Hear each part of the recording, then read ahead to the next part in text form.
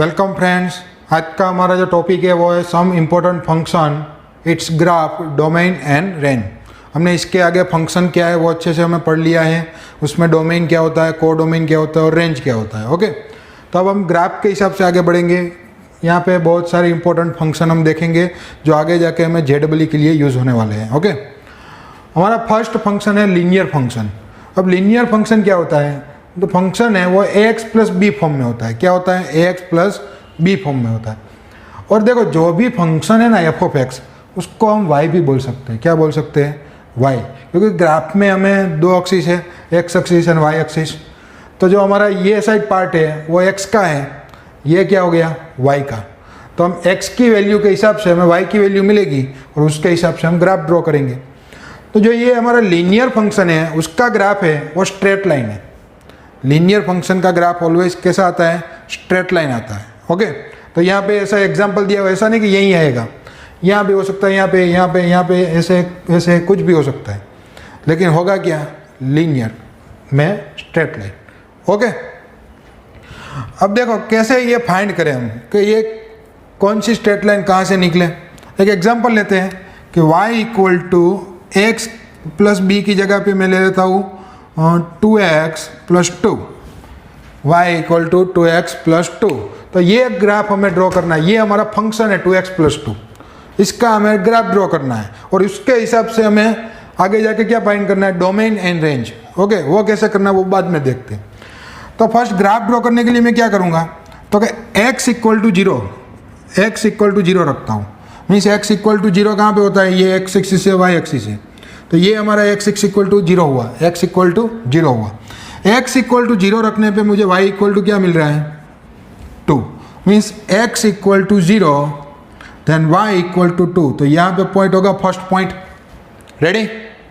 Okay, next x equal to 1, x equal to 1, तो 2 into 1 2 plus 2, y equal to 4। x equal to 1 then y equal to 4।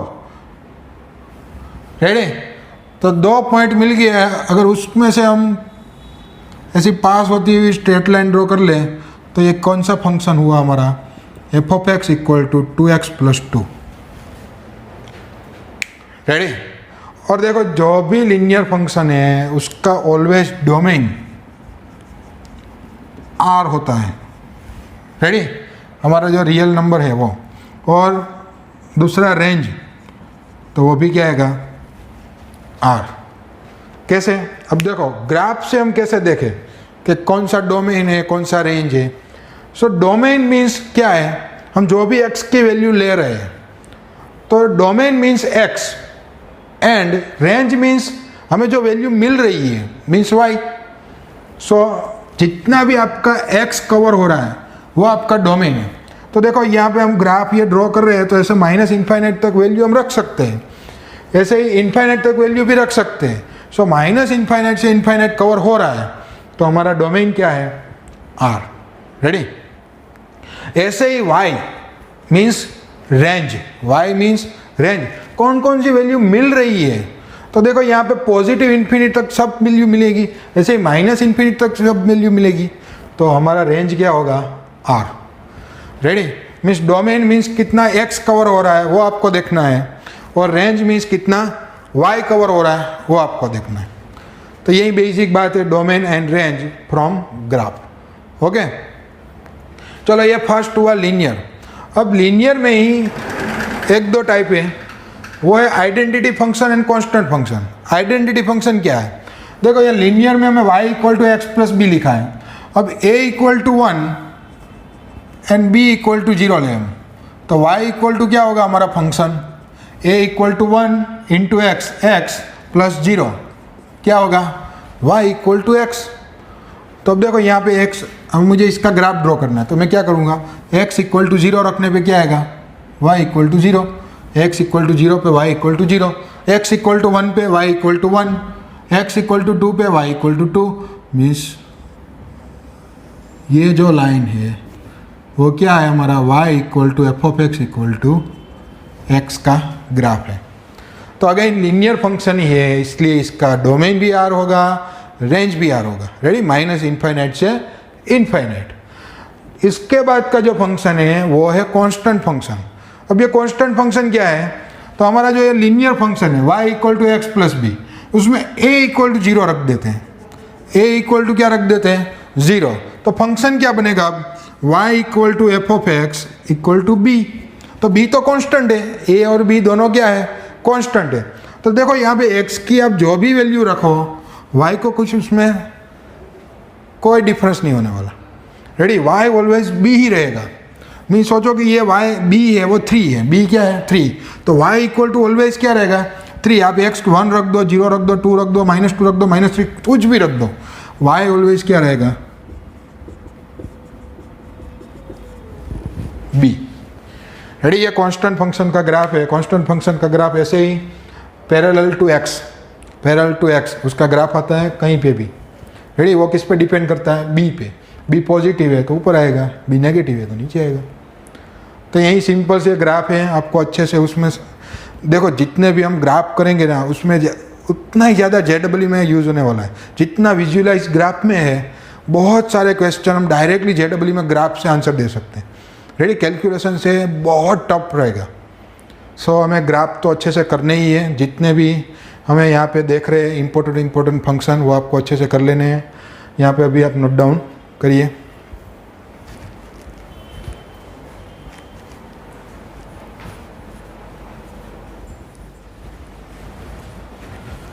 Okay, next हमारा जो function है वो है modulus function. अब modulus तो हमें आपने देखा ही होगा, mod x ऐसे दिया हुआ था। अब उसका ग्राफ कैसे ड्रॉ करें, पहले तो वो समझते हैं। देखो यहाँ पे x इक्वल टू 0 रखने पे y इक्वल टू क्या मिलेगा हमें, 0। सो फर्स्ट पॉइंट क्या आएगा हमारा, 0 0। x इक्वल टू 1 रखने पे क्या मिलेगा हमें, mod 1 1 means y equal to 1, तो 1 रखने पे हमें 1 मिलेगा, 2 रखने पे 2 मिलेगा, 3 रखने पे 3 मिलेगा। ऐसे ही -1 यहाँ पे रखा, x equal to -1, so y equal to क्या मिलेगा, -1 का modulus 1। So x equal to -1, y equal to 1, x equal to -2, y equal to 2। ऐसे ही आप अगर बीच की सभी रियल वैल्यू रखेंगे हम, तो वही आंसर मिलेगा -0.3 प्लस 0.3, -0.2 उसका आंसर प्लस 0.2। तो ये पूरा ऐसा ग्राफ बनेगा। क्या है इसका डिज़ाइन, V टाइप। रेडी, सो मॉड्यूलस फंक्शन का ग्राफ कैसा आता है, ऐसे V टाइप ग्राफ आएगा। अब देखो इसका डोमेन क्या होगा, ग्राफ तो हमारा बन गया, डोमेन क्या होगा और रेंज क्या होगी वो हम डिसाइड करते हैं। तो डोमेन मीन्स एक्स एक्सिस। तो एक्स एक्सिस कितनी कवर हो रही है, देखो पूरी कवर। अभी तो ये ग्राफ आगे जाने वाला है, इधर भी जाने वाला है, तो एक्स पूरी हमें एक्स की किसी भी वैल्यू के लिए मॉड्यूलस तो मिलेगा।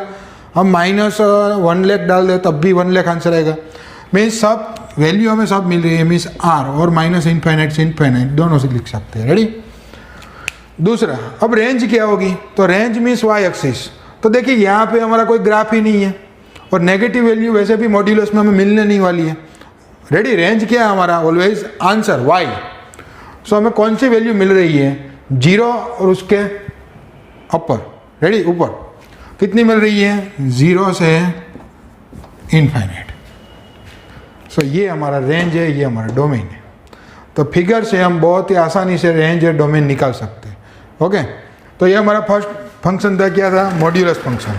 अब दूसरा है वो है क्वाड्रेटिक फंक्शन। वैसे तो हम पूरा चैप्टर क्वाड्रेटिक फंक्शन देखेंगे आगे जाके, उसमें बहुत सारे ग्राफ आने वाले हैं, लेकिन बेसिक यहाँ पे हम देख लेते हैं। देखो क्वाड्रेटिक का जनरल फॉर्म ऐसा होता है x² + bx + c। आपने ऑलरेडी 9th-10th में ये पढ़ लिया है। अब यहाँ पे दो टाइप निकलते हैं, कैसे हैं कि a > 0, a < 0। a क्या है, x² का कोएफिशिएंट है। अगर a पॉजिटिव है, रेडी, तो ये जो इसका ग्राफ है वो ऐसा आएगा।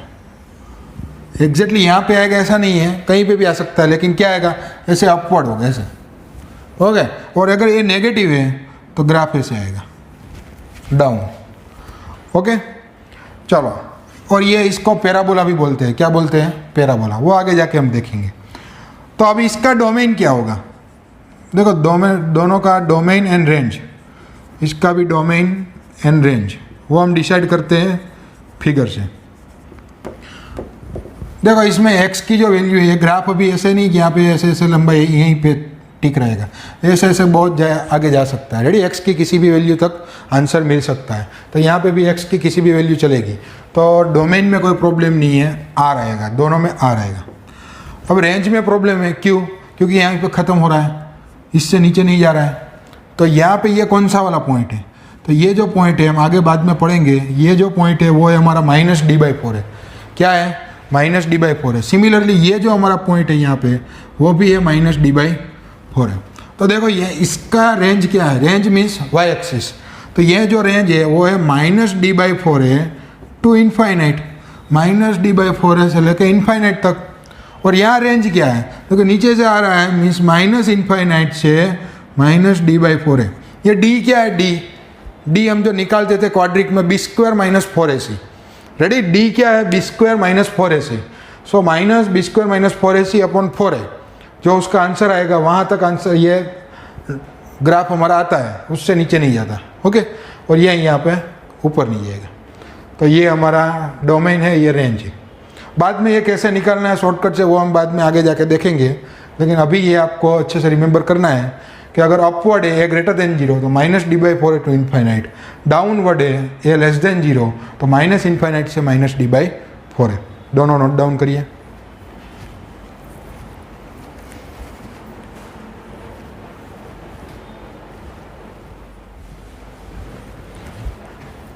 Okay, next function greatest integer function. Ready, very very important function. यहाँ पे हम ट्रिपल स्टार लगा देते हैं, इतना इंपॉर्टेंट है क्योंकि हर 10 और 15 क्वेश्चन में ये एक बार आता ही है, कहीं ना कहीं तो आ ही जाएगा। हमारा जो 25 क्वेश्चन का पेपर होता है उसमें भी 1-2 बार तो होता ही है। ये फंक्शन क्या है? y = ऐसे हमारा जो स्क्वायर ब्रैकेट है उसमें x दिया हुआ है। देखो स्क्वायर ब्रैकेट तो क्वेश्चन में बहुत सारी जगह पे होता है, तो कैसे पता चलेगा कि हमारा ये ग्रेटेस्ट इंटीजर फंक्शन है या रेगुलर ब्रैकेट है? तो हमें JEE के क्वेश्चन में ऑलवेज यहाँ पे ब्रैकेट में ऐसे करके दिया होगा, इज ग्रेटेस्ट इंटीजर फंक्शन। अगर ऐसा दिया है तो ये जो हमारा ब्रैकेट है स्क्वायर ब्रैकेट, वो हमारा ग्रेटेस्ट इंटीजर फंक्शन है, वरना नहीं है। रेडी, वरना रेगुलर ब्रैकेट है।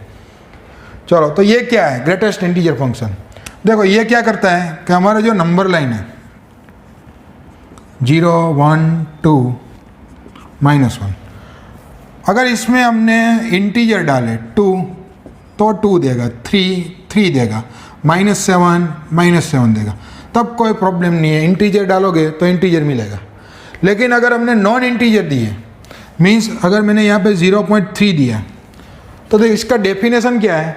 तो इसके लेस देन जितने भी नंबर है, इससे कम जितने भी नंबर है, उसमें सबसे बड़ा जो इंटीजर है वो उसका आंसर है। तो सबसे बड़ा इंटीजर कौन होने वाला है? उसके पास वाला। रेडी, तो हमें डेफिनेशन में नहीं जाना है, उसको भूल जाओ, इरेज कर दो। हम क्या करेंगे? जो भी नॉन इंटीजर है उसके पहले वाला इंटीजर है वो हमारा आंसर है। 0.3 का आंसर क्या होगा? 0। 1.2 उसका आंसर क्या होगा? 1। 1.2 का आंसर 1। -0.3 का आंसर क्या होगा? देखो -0.3 के आगे कौन है? -1। -2.3 का आंसर क्या होगा? -3। रेडी, 7.9 का आंसर क्या होगा? 7। -7.8 का आंसर क्या होगा? -8। तो ये है ग्रेटेस्ट इंटीजर फंक्शन। रेडी, देखने में इजी है लेकिन जब यूज़ होगा तब पता चलेगा, लेकिन आ जाएगा, इतना भी हार्ड नहीं है। ओके, और ये इसका ग्राफ है। देखो 0 से लेके 1, एग्जैक्ट 1 नहीं, 1 के कम, थोड़ा सा कम, बराबर। रियल वैल्यू में हम फाइंड नहीं कर सकते कौन सी वैल्यू उससे डाउन है, लेकिन बस 1 नहीं जाना है। रेडी, 0 से लेके 1 तक सबका आंसर क्या आएगा? 0। सो 0 से लेके 1, देखो यहाँ पे हमने व्हाइट डॉट किया है, ये ब्लैक डॉट है। ब्लैक डॉट मीन्स उसकी वैल्यू कंसिडर करनी है वहाँ पे, व्हाइट डॉट मीन्स उसकी वैल्यू उस जगह पे कंसिडर नहीं करनी। रेडी, सो 0 से लेकर 1 तक सबका आंसर 0 आएगा। फिर 1 से लेकर 2 तक, 1 से 2 सबका आंसर क्या आएगा? 1। देखो 2 नहीं कंसिडर करना है यहाँ पे 2 कंसिडर करना है। सो 2 से लेकर 3 सबका आंसर 2। तो ये इसका जो ये ग्राफ है वो स्टेयरकेस टाइप है। क्या है? स्टेयरकेस। अब इसका डोमेन क्या होगा? देखो, तो मैं आंसर तो हर चीज़ का मिलने वाला है, पूरा एक्स कवर होने ही वाला है। रेडी, हम जो भी डालेंगे आंसर तो मिलने वाला है, उसमें कोई प्रॉब्लम नहीं है। तो इसका डोमेन आर है, उसमें कोई प्रॉब्लम नहीं। लेकिन इसकी रेंज क्या है, इसका आंसर क्या मिलने वाला ऑलवेज, तो ऑलवेज इंटीजर ही मिलने वाले हैं। देखो यहाँ पे पीछे सारे इंटीजर है, तो इंटीजर का हमारा जेड। रेडी, और जो हमारा जेडबल है वो आई भी यूज़ करता है, कैपिटल आई। क्या यूज़ करता है, कैपिटल आई। तो दोनों में जो भी हो वो हमारा आंसर होगा। बहुत ही इंपॉर्टेंट है। यहाँ पे तीन स्टार ऑलरेडी हमने लगा दिए है, एक दो आप अपनी तरफ से भी लगा सकते हैं, लेकिन इम्पोर्टेंट बहुत है। ओके, उसके ही जैसा है लेकिन वो बहुत यूज़ नहीं हो रहा है, स्मॉलेस्ट इंटीजर फंक्शन। रेडी, ये ब्रांड है, ये लोकल है, सो ये बहुत यूज़ नहीं होने वाला है, यही यूज़ होने वाला है। इसमें क्या है, स्मॉलेस्ट इंटीजर में ये जो आगे वाला देता है ये वो पीछे वाला देता है। रेडी, इसलिए पीछे रह गया। जैसे कि 0, 1, 2, -1। अगर 0.2 है तो इसका आंसर आएगा 1। क्या आएगा, इंटीजर है तो कोई प्रॉब्लम नहीं है। अगर 2 देंगे तो 2 देगा, 3 देंगे तो 3 देगा, -7 देंगे तो -7 देगा। प्रॉब्लम कहाँ पे, वापस नॉन इंटीजर में। अगर नॉन इंटीजर में हमने 0.2 दिया तो उसके बाद वाला इंटीजर आंसर देगा। उसके बाद वाला कौन है, 1। रेडी, हमने 1.9 दिया तो आंसर क्या आएगा, 2। 1.9 का 2। 0.3 दिया तो आंसर क्या आएगा, 1। -0.3 दिया तो आंसर क्या आएगा, तो आंसर आएगा -0.3 यहाँ पे होता है, उसके बाद वाला 0। -2.3 का -2, -7.9 का -7। रेडी, यहाँ पे नेगेटिव में हम क्या कर रहे थे, यहाँ पे जो देखो हमारा जो नंबर था, रेडी, -7 का -8 हो रहा था, -2 का -3 हो रहा था, -0 का -1 हो रहा था। तो यहाँ पे नेगेटिव में सेम है लेकिन पॉजिटिव में चेंज हो रहा है। -2 का -2 है, -7 का -7 है, लेकिन यहाँ पे 0 का 1, 1 का 2, 0 का 1 ऐसे हो रहा है। रेडी, इंटीजर है तो इंटीजर आंसर आएगा, उसमें कोई प्रॉब्लम नहीं है। तो दोनों अच्छे से आप नोट डाउन कर लीजिए।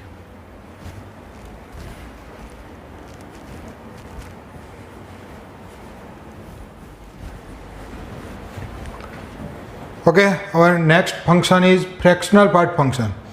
इसको भी 3 स्टार लगा ही दो, चिपका ही देते हैं, बहुत इंपॉर्टेंट है। रेडी, जैसे हमारा ग्रेटेस्ट इंटीजर फंक्शन इंपॉर्टेंट है, ऐसे ही फ्रैक्शनल पार्ट फंक्शन भी इंपॉर्टेंट है। ये भी उसके साथ हो गई। अब वो स्क्वायर ब्रैकेट में था, ये करली ब्रैकेट में है।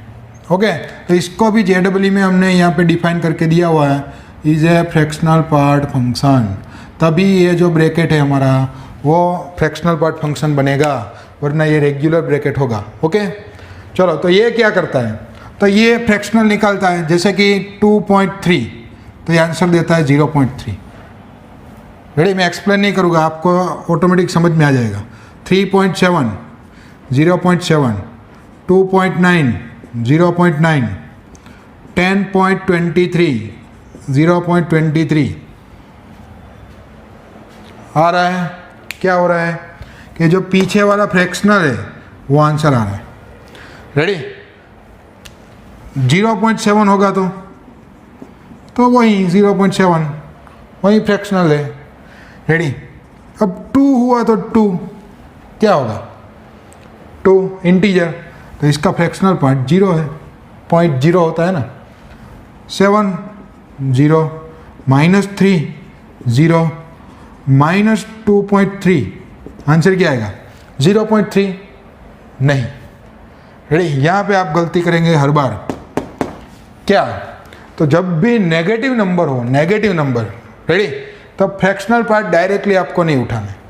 आपको क्या करना है, ये 0.3 है, रेडी, नेगेटिव तो लेना ही नहीं है, सिर्फ 0.3 है, उसको 1 में से सब्ट्रैक्ट कर दो, इसका फ्रैक्शनल पार्ट होगा 0.7। रेडी, और आंसर भी पॉजिटिव ही आएगा, ऐसा नहीं एक नेगेटिव है तो नेगेटिव आएगा।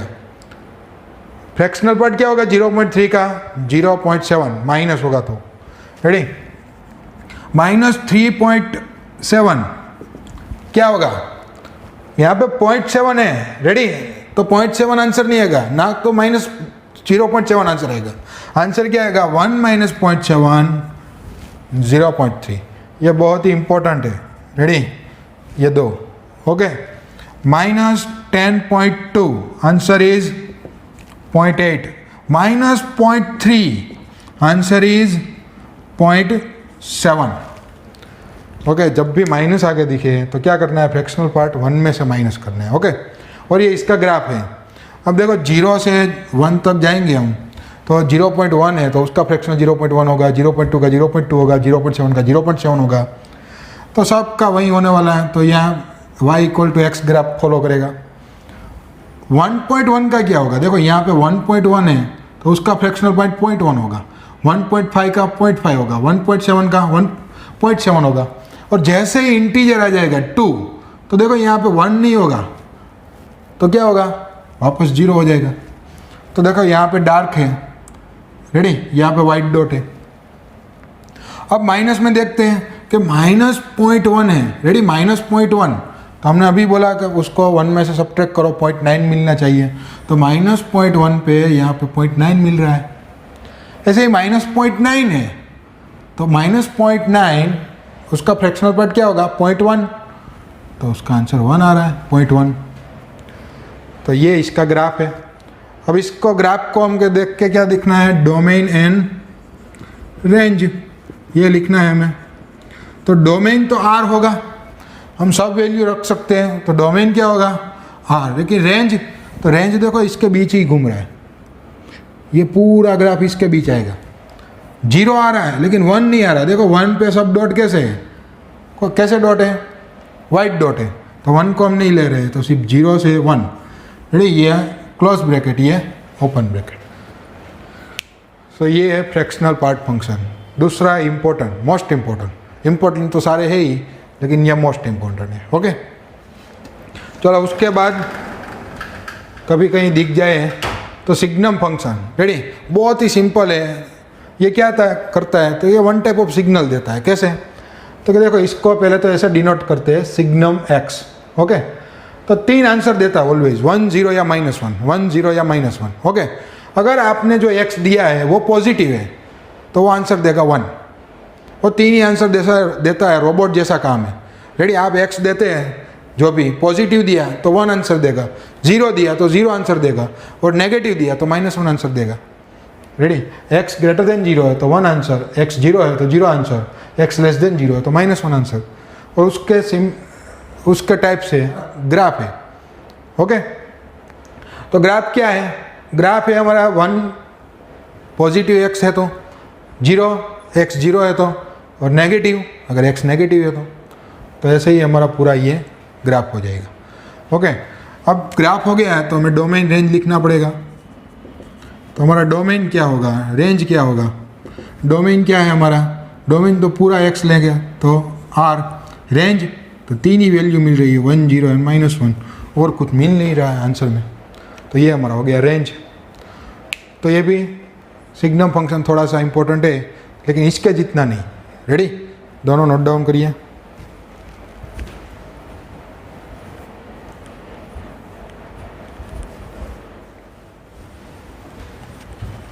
Okay, our next function exponential function.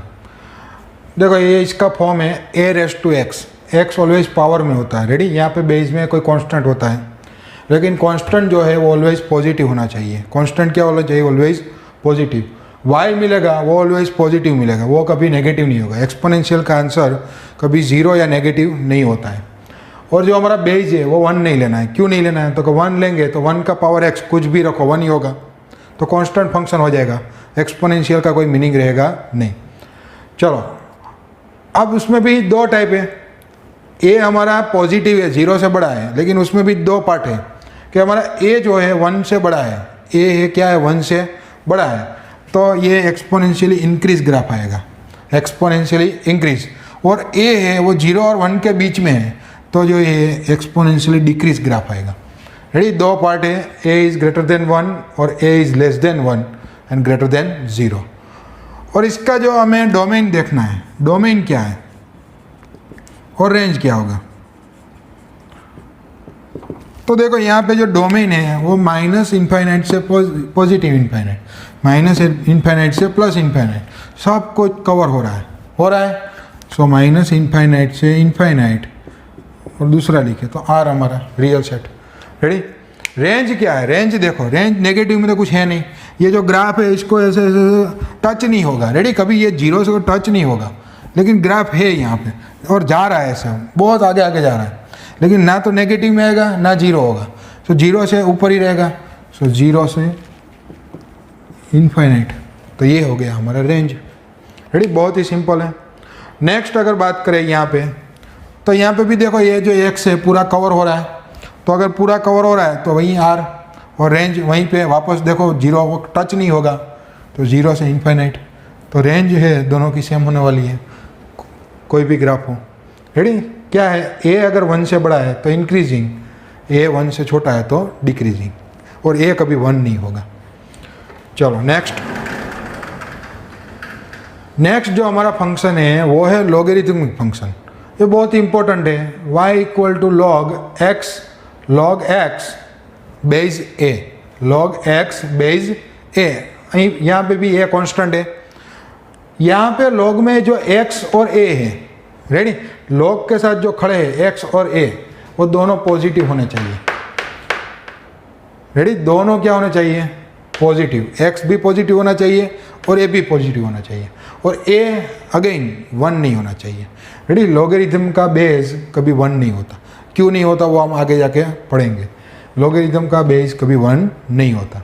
तो यहाँ पे भी दो पार्ट है कि a 1 से बड़ा है तो ऐसा ग्राफ आएगा, और a है जो 0 और 1 के बीच है तो ऐसा डिक्रीजिंग ग्राफ आएगा। ओके, यहाँ पे भी अगर हम डोमेन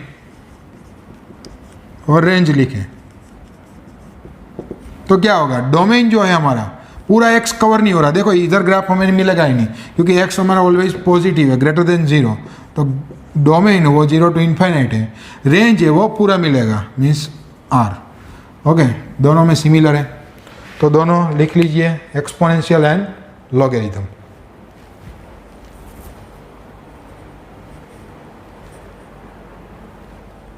ओके फ्रेंड्स, ये आज का आपका होमवर्क है। जो फर्स्ट स्लाइड दिख रही है हमें लेफ्ट हैंड साइड में, जो 4 ग्राफ दिए हुए हैं, रेडी, तो उस ग्राफ के आपको डोमेन एंड रेंज लिखना हुआ है। क्या लिखना है, डोमेन एंड रेंज। देखो फर्स्ट जो ग्राफ दिया हुआ है वो -2 और 2 पे ख़त्म हो जाता है, रेडी, कंटिन्यू नहीं है वहाँ पे। बाकी जो आपका दूसरा तीसरा और नंबर 4 जो ग्राफ है वो सब कंटिन्यूअस है, लास्ट तक जा रहे हैं, minus infinite plus infinite. Okay, ऐसे ही जो हमें राइट हैंड साइड में हमें यहाँ पे 5 फंक्शन दिए हुए हैं, तो वो आपको ड्रॉ करने हैं। वो पाँचों के पाँचों फंक्शन लीनियर फंक्शन है, तो उसका ग्राफ कैसा आएगा, स्ट्रेट लाइन आएगी। ओके, तो ये सब आपको होमवर्क में करना है। और लेफ्ट हैंड साइड वाली साइड में जो हमें ग्राफ दिए हुए हैं, तो वो ग्राफ आपको फर्स्ट ऑफ ऑल ड्रॉ करना है, और उसके नीचे आपको क्या लिखना है, domain and range. Okay, thank you.